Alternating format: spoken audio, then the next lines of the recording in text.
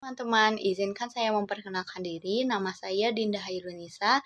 Saya adalah mahasiswa dari Prodi Hubungan Internasional Universitas Jenderal Ahmad Yani dengan NIM akhir 50. Di dalam kesempatan kali ini, saya ingin mempresentasikan presentasi singkat saya yang berjudul Kehadiran IRSI-IP sebagai wadah kerjasama di Asia Pasifik. Terdapat tujuan yang saya punya dari presentasi kali ini, yaitu diharapkan teman-teman semua dapat mengetahui gambaran umum tentang kerjasama yang terjadi di kawasan Asia Pasifik, juga mengetahui tentang IRSI-IP sebagai resolusi dari permasalahan yang ada. Hubungan perdagangan bebas di Asia Pasifik mengalami tumpang tindih atas perjanjian satu dan perjanjian yang lain. Diperlukannya wadah yang memfasilitasi dan memperjelas hubungan-hubungan tersebut. Negara-negara di Asia Pasifik perlu membentuk sebuah wadah kemitraan perdagangan bebas yang dapat menjadi resolusi atas permasalahan tersebut. Dengan adanya wadah tersebut, maka hubungan dagang negara-negara yang tergabung di dalamnya akan menjadi lebih jelas dan meminimalisir hambatan ekonomi. Berdasarkan fakta, perjanjian dagang yang dilakukan oleh negara-negara Asia Pasifik sangat banyak, sehingga menimbulkan hambatan satu sama lain. Saking banyaknya, perjanjian yang dibuat itu jika ditarik garis di atas sebuah peta, maka garis-garis tersebut akan membentuk mie atau bisa disebut sebagai noodle bowl effect. Efek yang ditimbulkan membuat perdagangan bebas di kawasan mengalami tumpang tindih, hingga mengakibatkan munculnya hambatan yang berefek besar. Kesepakatan yang terlalu banyak itu juga disebabkan oleh salah satu faktor tidak akurnya hubungan negara-negara di Asia Timur. Unsur dendam sejarah dan tingginya rasa nasionalisme masing-masing negara menjadi hambatan dari tidak adanya kemitraan yang mewadahi Asia Timur seperti ASEAN untuk Asia Tenggara.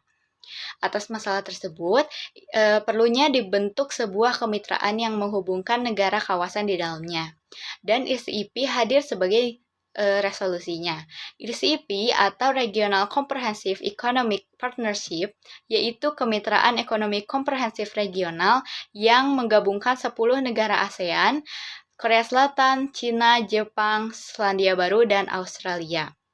Kemitraan baru ini juga mencakup sepertiga penduduk dunia, sepertiga ekonomi dunia, juga sepertiga volume perdagangan dunia. Fakta ini memberikan gambaran tentang akan terjadinya perubahan besar bagi negara-negara kawasan dalam arus perdagangan global. Hadirnya IRSI-IP ini sebagai masa depan perdagangan bebas Asia Pasifik akan menjadi resolusi dari hubungan kerjasama yang kusut tadi. Juga diharapkan dapat mengharmonisasi hubungan negara di Asia Timur. Selain itu, jangkauan besar yang dimiliki IRSI-IP memberikan prediksi bahwa hubungan dagang negara kawasan tersebut tentu akan mendatangkan keuntungan secara jangka panjang karena mudahnya pergerakan arus dagang yang akan ditimbulkannya. Penumpukan aturan dagang bebas yang sudah terjadi cukup lama di kawasan Asia Pasifik ini menjadi salah satu faktor terhambatnya arus perdagangan global.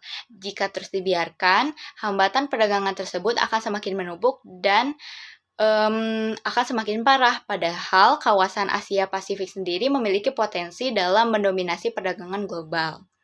Maka dari itu, kawasan ini perlu memiliki wadah yang dapat mengharmonisasi semuanya menjadi satu. IRSI-IP dalam hal ini hadir sebagai cahaya baru Asia Pasifik yang akan memberikan keuntungan jangka panjang. Hadirnya IRSI-IP bagi negara yang tergabung akan menjadi peluang besar dalam arus barang yang keluar dan yang datang. Selain itu, potensi yang dimiliki Asia Pasifik akan menjadi kemajuan baru dalam ekonomi global. Sekian yang dapat saya sampaikan, semoga penjelasan saya dapat dimengerti oleh teman-teman semua. Terima kasih.